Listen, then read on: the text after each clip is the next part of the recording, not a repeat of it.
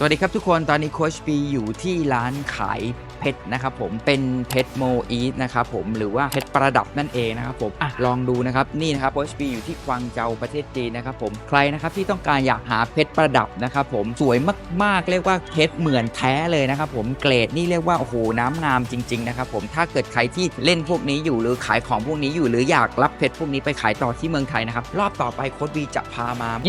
26-29 พฤษภาคม 2568 นี้ทักแชทเข้ามาสอบถามรายละเอียดเพิ่มเติมกับแอดมินโค้ชปีได้เลยครับผมแต่ถ้าเกิดคุณดูคลิปนี้อยู่ทาง TikTok นะครับให้กลับไปที่แอป Facebook นะครับผมแล้วหลังจากนั้นนะครับให้ดูที่รูปแว่นขยายมุมบนขวานะครับจิ้มไปที่รูปแว่นขยายนะครับแล้วพิมพ์เลยครับว่าโค้ชบีพลิกชีวิตด้วยเสื้อผ้าออนไลน์นะครับก็จะเจอเพจโค้ชบีนะครับผมสังเกตนะครับมีเครื่องหมายติ๊กถูกสีฟ้าแบบนี้นะครับผมแล้วก็ทักแชทเข้ามาสอบถามรายละเอียดเพิ่มเติมกับแอดมินได้เลยครับผม